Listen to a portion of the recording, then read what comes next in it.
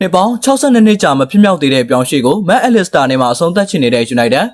အားလုံးပဲမင်္ဂလာပါ United Principal ကနေအားလုံးကိုပြန်လည်ကြိုဆိုလိုက်ပါတယ် United နဲ့ပတ်သက်တဲ့အကြောင်းအရာတွေကိုတင်ဆက်ပေးနေတဲ့ကျွန်တော်ရဲ့ဗီဒီယိုတွေကိုကြိုက်နေတတ်တယ်ဆိုရင်တော့ VPN လေးခံကြည့်ဖို့မေတ္တာရက်ခံပါရစေခင်ဗျာ United ကတော့သမိုင်းတစ်လျှောက်မဟာပြိုင်ဘက်ဖြစ်တဲ့တဘာဘူးတင်းရဲ့ကစားသမားမက်အလစ်စတာကိုခေါ်ယူဖို့လာမယ့်နွေရာသီပြောင်းရွှေ့စီးရင်ထဲမှာ surprise အနေနဲ့ထည့်သွင်းလိုက်ပြီးဖြစ်ပါတယ်ဒါကပြည်သက်တွေအတွက်လုံးဝကိုရှော့ရသွားစေမဲ့သတင်းတစ်ပုဒ်ဆိုလည်းမမှားပါဘူး။နေ့ညက United Man City နဲ့လီဗာပူးစားတဲ့အသင်းတွေရဲ့အတွင်းသတင်းတွေကိုရေးသားသူ Jeremy Crock ကဗြိတိန်သတင်းဌာန Daily Star ကနေဖော်ပြလာခဲ့တာဖြစ်ပါတယ်။ဒီသတင်းကဖြစ်နိုင်ခြေရှိမရှိဆိုတာထက် Alistair ကိုခေါ်ယူဖို့နောက်ခွေကအကြောင်းအရာတွေကအတော်လေးကိုစိတ်ဝင်စားဖို့ကောင်းပါတယ်။ United ကဆိုပါအာဂျင်တီးနားစတာကိုလာမယ့်နွေရာသီမှာထွက်ခွာမဲ့ Casemiro နေရာအတွက်အစားထိုးခေါ်ယူဖို့အမှန်တကယ်မျက်ခြေမပြတ်စောင့်ကြည့်နေတာဖြစ်ပါတယ်။ United ဘက်ကလီဗာပူးလိုမဟာပြိုင်ဘက်တင်းစီကစားသမားတယောက်ခေါ်ယူဖို့ဆိုတာအတော်လေးခက်ခဲမဲ့အရာမှန်သိနေပေမဲ့ United ရဲ့တာဝန်ရှိသူ Sergeant Ratcliffe ကတော့ဖြစ်နိုင်မဲ့ Alistair ကိုခေါ်ယူဖို့စိတ်ဝင်စားနေတာပါ။ဒါအပြင် United ရဲ့ပြောင်းရွှေ့ကိုယ်စားလှယ်တွေထံဖြစ်နိုင်ခြေရှိတဲ့အရာအလုံးကိုလမ်းဖွင့်ထားဖို့အသိပေးထားပြီးဖြစ်ပါတယ်။တပတ်မှလည်းလီဗာပူးရဲ့ကွင်းလမ်းမှာဒီယာတီရုံးကန်နေရတဲ့ Alistair က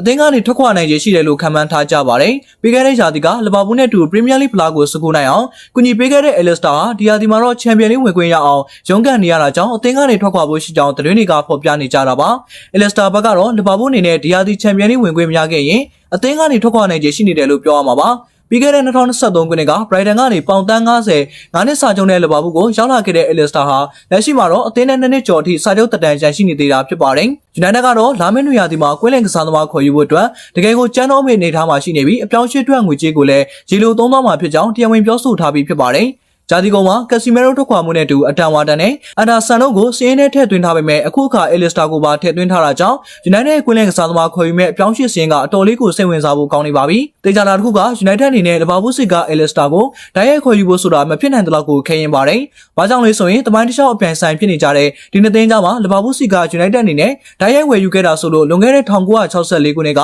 Features နဲ့ဆိုတဲ့ကစားသမားသာရှိခဲ့ပြီးအခုချိန်ထိဓာတ်ရိုက်ပြောင်းရွှေ့ခဲ့ခြင်းမရှိခဲ့တာကနှစ်ပေါင်း62နှစ်ကြာမြင့်ခဲ့ပြီဖြစ်ပါတယ်။ဒါပေမဲ့ Michael Owen နဲ့ Paul Ince တို့ကလည်းလီဗာပူးကစားသမားတွေလို့ပြောစရာရှိပေမဲ့သူတို့အနေနဲ့ကဓာတ်ရိုက်ပြောင်းရွှေ့ခဲ့တာမဟုတ်ပဲတခြားအသင်းကနေပြောင်းရွှေ့လာခဲ့သူတွေပါ။ဒါကြောင့် Alistair ကိုခေါ်ယူဖို့ဆိုတာအတော်လေးကိုမှခင်းရင်ပြီးကစားသမားဘက်ကလည်း United ကိုပြောင်းကျင်နေဆိုရင်တော့အသင်းပရိသတ်တွေရဲ့တစ္ဆာဖောက်ခြင်းဆိုတဲ့စကားကိုသူ့ဘဝတစ်လျှောက်ကြားနေရမှာဖြစ်လို့ပါပဲ။ United ကလည်း Alistair ကိုခေါ်ဖို့ဆိုတာဒီယာတီ Champions League ဝင်ခွင့်ရမရပေါ့ဆုံးဖြတ်သွားမှာမို့အတိအကျပြောလို့မရပါဘူး။တစ်ဖက်ကကြည့်ပြန်ရင်လည်း United က Alistair ကိုရလိုက်မယ်ဆိုရင်တကယ်ကိုတန်ဖိုးရှိတဲ့ပြောင်းရွှေ့ဖြစ်လာမှာပါ။ Alistair ဟာအာဂျင်တီးနားအသင်းနဲ့တူကမ္ဘာ့ဖလားရယူထားသူဖြစ်ပြီးလီဗာပူးနဲ့တူ Premier League ဖလားကိုစကူရရှိထားသူဖြစ်တဲ့ကွင်းလင်ကစားသမားတစ်ယောက်ပါ။သူ့ရဲ့ကစားဟန်နဲ့ကွင်းလင်ကိုထိန်းချောင်းနိုင်ပုံတွေကကက်စီမီရိုထွက်ခွာသွားရင်တော့မျက်စိစုံမိပြီးအစားထိုးလို့ရတဲ့သူမျိုးပါ။ဒါကြောင့်အပြောင်းရွှေ့တာဖြစ်မြောက်ခဲ့ရင် Premier League တစ်ခုလုံးကိုပါလောက်ခွက်သွားမယ်အပြင်နှစ်ပေါင်း62နှစ်ကြာလီဗာပူးနဲ့ United ကြားကအပြောင်းရွှေ့ကိုလည်းအဆုံးသတ်နိုင်မှာဖြစ်ပါတယ်။ United ကိုချင်ငင်ကြတဲ့ပရိသတ်တွေအတွက်စိတ်ဝင်စားစရာကောင်းတဲ့သတင်းအကြောင်းအရာတွေကိုတင်ဆက်ပေးသွားမှာမို့